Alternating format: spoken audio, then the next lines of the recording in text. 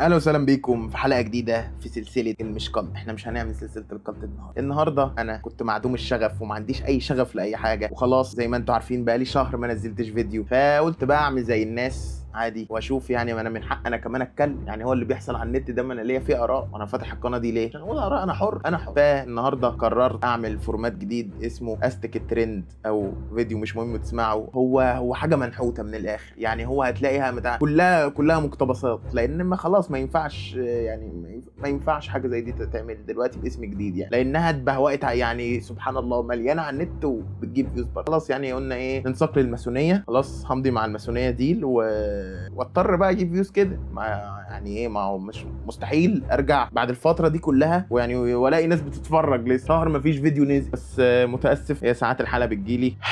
خلاص هنرجع نلتزم تاني ان شاء الله. ما لنجرش عليكم مع ان انا بحب النجر. طيب الفتره اللي فاتت على النت انتوا شفتوا اللي بيحصل. خلاص كونتنت البريك ابس اشتغل. اهلا بيكم في موسم الطلاقات. محكمه الاسره خلاص بقت على اخرها. المحكمه 4 بيبان، خلاص ال4 بيبان اتقفلوا طلاقات. مفيش، كله شغال. موسم الطلاق يا باشا اشتغل. خلاص عندك الاستاذ ريمو بربري، الاستاذه ام خالد وابو خالد، كل خلاص الدنيا عايزين تتجوزوا ازاي؟ استاذ ريمو بربري خلاص طلقوا. خلاص انا هتمنك دموعي. انا عارف ان انا خضيتكم بخبر زي ده، بس فعلا ده خبر سيء لكل الناس اللي عايزه تقدم على اي كيو تيست او عايزه تقدم على وظايف. سوري، خلاص كونتنت الاي كيو ابو بلاش اللي كان استاذ ريم بينزله على التيك توك بتاعه انتهى. مفيش تاني، هتضطر تستخدم سيرفيس عاديه. مش هنضطر نسمع تاني ركزي يا ريم، للاسف مش هنسمعها تاني يا رجاله. خلاص كده انا عيني عارفه مش هنسمع ركزي يا ريم تاني. تعالوا نشوفوا اللي بيحصل. انا عارف ان انتوا اكيد شفتوا الفيديو ده 30 مره. انا حتى وانا بنزل فيديو عن الترند متاخر يعني عادي.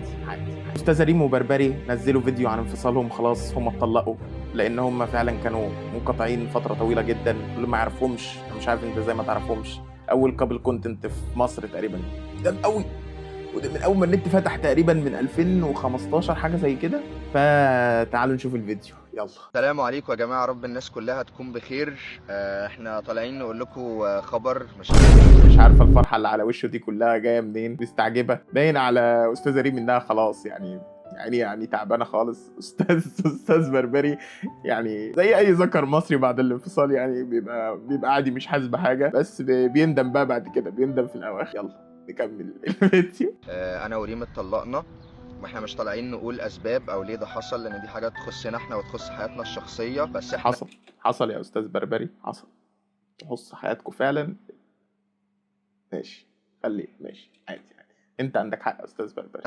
مش عايزين الناس تتضايق ومش عايزين الناس تزعل، لان احنا متفائلين بالخير ان شاء الله، وعارفين وواثقين ان ربنا كاتب لنا حاجة كويسة لينا احنا الاتنين، ونعم بالله يا استاذ بربري، ونعم بالله. حاجة خير ان شاء الله. واحنا كمان الحمد لله راضيين بالقرار ده، فمش عايزين تحبطوا. سكند شوت. استاذ ريم بتعمل فلاش باكات لكل الخناقات اللي حصلت، وكل البكا وكل الحزن والشجع اللي حصل. ومش فاهمه المبرر على وش. كمل يا استاذ بربري. عادي. انت اللي هتليد خلاص، انت اللي معاك المايك، عشان احنا اللي لازم ناخد الخطوه الاولى، نطلع من الموقف بنظافه. عايزين نطلع من الموقف باحسن طريقه ممكنه يا استاذ بربري. بحاجة زي كده، وفي نفس الوقت مش عايزينكم بسبب ان ريم وبربري اتطلقوا يبقى خلاص بقى احنا فقدنا الامل في الجواز والكلام ده مش لا يا استاذ بربري، لا انا كده ازعل منك. انا خلاص بعد الفيديو ده لا يا استاذ بربري، لا ما تقوليش كده يا استاذ بربري. كمل يا استاذ بربري. مش واقعي خالص يا جماعة. احنا الاتنين اتجوزنا وكنا عايشين سنين كتير جدا حلوة مع بعض، وانت شفت ده واحنا مبسوطين بيه، بس حصل. في نفس الوقت مش معنى ان هو انتهى يبقى خلاص كده احنا فقدنا الامل في الجواز. واحنا حصل. الحمد لله بنحترم بعض ومفيش ما بيننا مشاكل، ومش باين يا استاذ بربري الصراحه خارجين شيك والدنيا رايقه خالص. قمه التوب يا استاذ بربري. ندمانين على العلاقة دي خالص، بالعكس احنا السنين اللي فاتت دي كلها يعني اتعلمنا من بعض كتير، استفدنا من بعض كتير. لا يا استاذ بربري، هنا بقى انت بتكذب يا استاذ بربري. استاذه ريم بس هي اللي استفادت. انت كنت عمال تديها اي كيو تيست يا عم ببلاش. استنى كده نشوف. What is the least price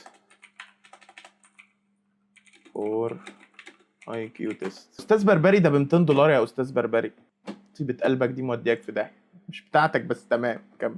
وصلنا لحته كويسه جدا في حياتنا الحمد لله، ومش معنى ان العلاقه خلصت يبقى العلاقه فشلت، بالعكس هو ده بس وقتها، وربنا حدد الوقت ده للعلاقه دي، وان شاء الله اللي جاي هيبقى احسن وخير لينا. يا مزاجك يا استاذ احنا بربري. بس عايزينكم تعرفوا ان احنا ما وصلناش للمرحله دي والسلام النفسي ده بالسهوله دي. الموضوع ما كانش سهل وخد بروسس طويله قوي وصعبه ومؤلمه جدا جدا، باين وكان باين فيها يا استاذ وجع ريم والله كتير، وكان والله فيها باين. ايام مش حلوه كتير، بس احنا دلوقتي تخطينا ده، وعشان كده قادرين نطلع نتكلم قدام لا يا استاذ ريم انت لسه ما خطيتيش صدقني، لسه باين يا استاذ ريم الزعل والله.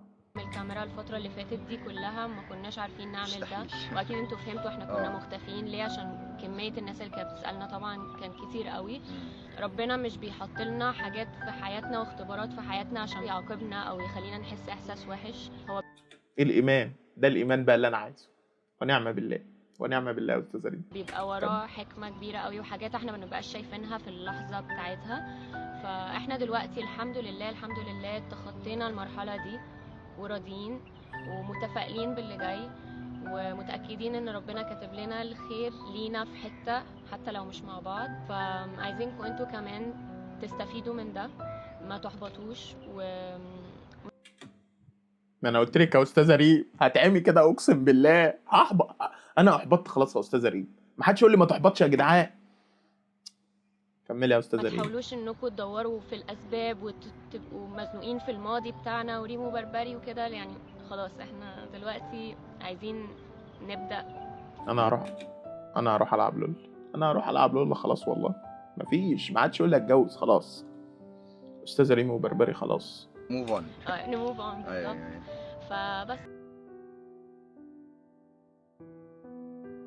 عادي عادي عادي. انا تمام، انا تمام، انا تمام.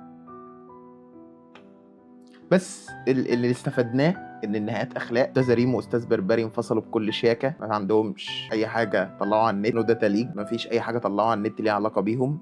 طلعوا بكل شياكه في جنينه فيديو حلو وقالوا ان احنا انفصلنا، ما لطوش اسامي معاهم ولا عملوا اي حاجه، وكدبوا كل الاشاعات اللي كانت موجوده. حاجه قمه في الرقي.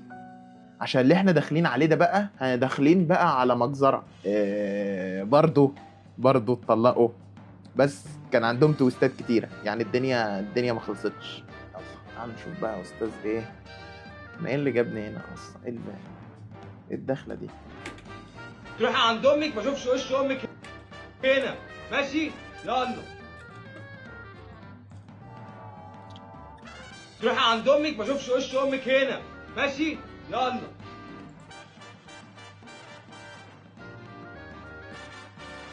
ايه ده؟ ثانية واحدة، هو تقريبا المفروض ما كانش يبقى كده، وكان المفروض يبقى كده. يخرج البطل من صمته ويقول تمام اتكلم. تروحي عند امك ما اشوفش وش امك هنا، ماشي؟ يلا. وطي صوتك، وطي صوتك يا استاذ ابو خالد، وطي صوتك. خالد نايم، خالد نايم، مش عايزينه يسمع الحوارات دي. وطي صوتك.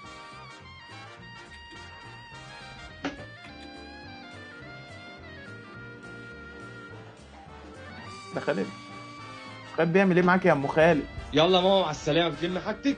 انت بتتكلم يا ابو خالد برضه؟ يا ام خالد، ابو خالد ابنكم هيجي له تروما. يا ام خالد مش كده، استهدي بالله. تمام، انا بصورك بس عشان ايه؟ عشان يبقى انا كده قدام ربنا ضميري سليم قدام ربنا. الطفل ده بيتكون له تروما بنت حرام دلوقتي. ما ينفعش نضحك هنا، ما ينفعش نعمل كده. ربنا انت اللي زيك عنده ضمير. الحمد لله. وانت يلا حبيبي مع السلامه. يا ابو خالد، يا ابو خالد، انت مالك بخالد بقى؟ والله العظيم خالد هو اللي صعبان عليا في الحوار ده كله. يلا مع امك. مالكش دعوه بيه. ها يلا مالكش حبيبي. دعوة. هو احنا بنعمل ايه هنا؟ دي اوضه نوم صح؟ يعني ايه انا ايه اللي جابني في الموقف ده؟ وايه اللي مشغل يا ابو خالد؟ ابو خالد في كاميرا شغاله يا ابو خالد. بيه. مع السلامه. هتقعد؟ لا يا اخويا ما تقعد. لا لا لا، عيب يا ابو خالد، عيب يا خالد، رد على ابوك ابو خالد، عيب. احنا مؤدبين. كملوا. روح معايا يا حبيبي، مش عليا خالد، خالد ما روح معايا، روح تردش معايا. شاطره يا ام خالد، شاطره يا ام خالد، مع انك متخانقه مع ابو خالد بس محترمه. عجبك. مع الف سلامه يا حبيبي، يلا ما تردش انت عليا وهي خالد. بلا وجع قلب. بس خلاص بقى يا ابو خالد بقى، ما تعيش في الدور خلاص. لا وجع قلب. انتوا تجيبوا المراره يا جدع، كل لما اقسم بالله حريم تجيب المراره. شفتش كده في الدنيا يا جدع. ما بنقولش الكلام ده قدام العيال يا ابو خالد، يا ابو خالد انا تعبت منك. بتصور ايه اللي انت بتصوره؟ بصوري. ايوه صحيح، انت بتصور ايه يا ابو خالد؟ بتصور ايه؟ ايه اللي انا بصوره؟ طيب تمام. عشان بس ايه؟ ماشي، حلوه الفضايح. طب انا الحمد لله، هو انا هتفضح ليه يا ماما؟ الحمد لله يا ماما. جميله الراجل أوي ما الفضايح يفضحوش دي. حاجه يا ماما. جميلة أوي. لا يا ابو خالد، الراجل يفضحوا خيبته اللي انت بتعملها دي يا ابو خالد، الراجل يفضحوا خيبته. يلا يا ابو خالد كمل. كل يوم والتاني كلمه انشيطالق بقت على لسانك زي الحلاوه، كل يوم والتاني. مش انت اللي معلش. جايبه بقول لك النكد إيه، والقرف؟ معلش. ما تتكلمش بقى كتير، مش قلت لنا امشوا، احنا كده كده ماشيين. طيب يلا ماما، في 60 داهيه يا انت ماما، يا بابا الخسران. 60 داهيه يا ماما، في يبقى 60 هبدا داهيه. وريني هتعمل ايه. طيب ماما، في 60 داهيه، مع السلامه. بس هي كانت سبويلر الاريت. اهو خالد كشف المخطط، خالد كشف المخطط يا ام خالد. حاجه تجيبني قسما بالله، التكييف ايه؟ ثانية واحدة. يخرج البطل مرة أخرى من غرفة النوم ويقول كده تتلعب صح كده. قاعدين على بنك، احنا طول عمرنا قاعدين على ام المراوح. يا راجل دي حاجه تقرف يا جدع، انت غرف 60,000 داهيه. لا يا ابو خالد، مش يا ابو خالد، الطفل هيتعقد، خالد هيتعقد يا ابو خالد، مش كده بالراحه، هدي اعصابك عادي. انا قد بتحسب الكهرباء غاليه انا، بس يعني مش كده، عادي عادي يا ابو خالد عادي. ده مشهد برضو. تخرج البطله في رفقه ابنها وتحمل شنطه ملابسها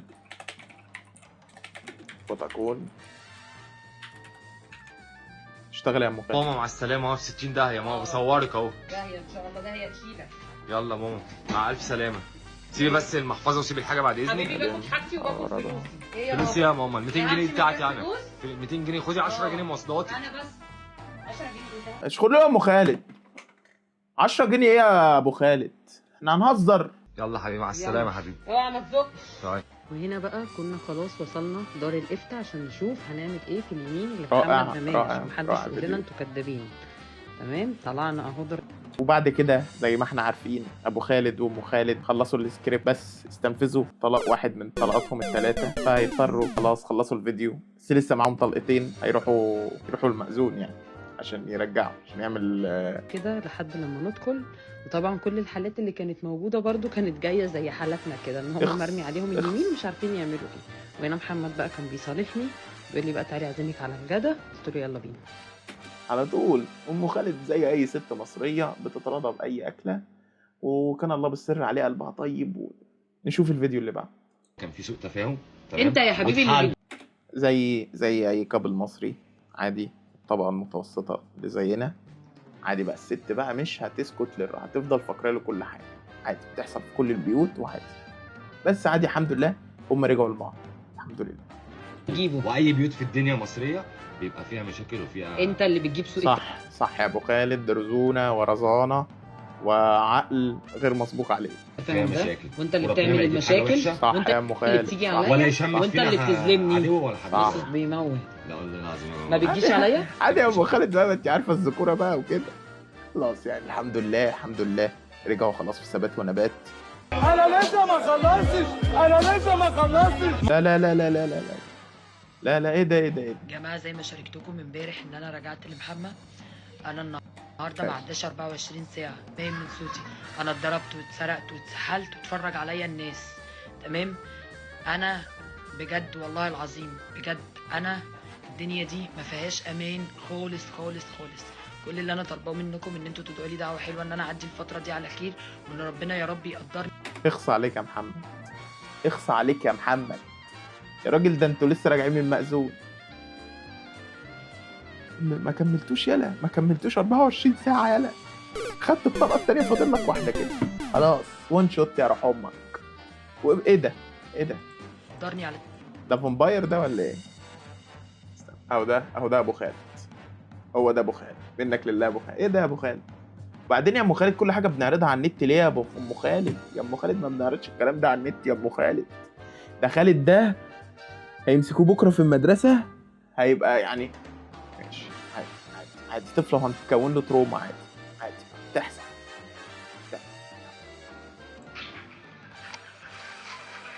يشوفني قولوا له ما حضرتش ولاده ابنك ريان ليه؟ ليه ما حضرتهاش ليه يا ابو خالد؟ قولوا له ما حضرتش ولاده ريان ابنك ليه؟ قول. وعيد ميلاد ابنك ضحيه على النت يا ام خالد. ليه برضه؟ كانش عارف ما كانش عارف صح. متجوز. قولوا له كنت فين الوقت ده؟ كنت فين يا قولي له ما حضرش ولاده ريان. اخس يا ام خالد ثانيه بقى، عشان رغيف الحواوشي ده مزودني من صباحيه ربنا، وانت مش عاملاه حلو يا ام خالد. انت مش عامله رغيف الحواوشي ده حلو يا ام خالد خالص. هو يا ام خالد اهو ما بيتفكش، انت مسكتي رغيف الحواوشي فشختيه يا ام خالد. فيكي الناس اللي بتحبك دي هخليهم يكرهوكي مش هخلي حد يشوفك. اخس يا ابو خالد خالد. ما هو ما كان غيران مني وكان غيران من نجاحي وغيران. ده اصفر. انا بحلف أصفر يا أبو بالنعمه خالد. على عيني. خلاص يا ام خالد، خلاص الرغيف. كمل ده انت ليلتك مطينه يا ابو خالد. دي اخرتي. انت لو فرحان بشويه الناس اللي عندك هقولها لك تاني، انا اللي عاملاها. هي اللي عاملاك يلا فرق. طالع يقول لك انا عندي مصلحه ايه اللي عندك؟ انت ما بتشتغلش اصلا. شردي له يا ام خالد، شردي له. مصلحه ايه؟ قولي بقى بكله، اطلعي بكله. انت ما بتشتغلش. فعلا احنا محتاجين نعرف. اقسم بالله وحياة عيالي ومصحف ربنا، هات المصحف. ده خالد هات المصحف قاعد اللي طالع يكذب عليهم وبيقول لهم انا بشتغل. قولوا له انت بتشتغل ايه؟ هات المصحف. هات.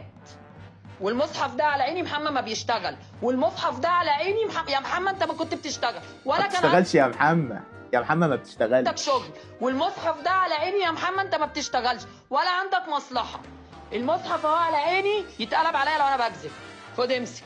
كيس كلوز يا ابو خالد. يا محمد كيس كلوز خلاص، كل الادله مثبوته عليه. نتكلم بقى كلمتين جد بعيد عن العبث ده. اللي بيحصل ده حاجه سيئه جدا جدا، يعني خالد ده انا مش عارف هيعرف ازاي يعيش حياته بعد كده. طفل اتشرد له على النت بين ابوه وامه، خناقات، اسرار بيوت اتضربت، اسرارهم هم كمان طلعوها، مش عارف بيوت بتتصور. فين يا جدعان حرمه البيت يا جدعان اللي احنا كنا متربيين عليها يا جدعان؟ وما ينفعش حد يصور حاجه في بيته. يا عم عايز تطلع بيتك طلعه انت حر، بس يعني من بره كده. خالد ده في المدرسه بكره الصبح هيستلموه نمره. يعني انا مش عارف خالد ده ازاي في المستقبل لو الحوار ده ما اتنساش، او يعني خالد فضل ملازماه الحوار ده، لو يعني ده لو مش كذب يعني وهيرجعوا لبعض في الاخر. يعني انا مش عارف ازاي هو هيقدر يعيش بعد كده بالعبط اللي بيحصل ده.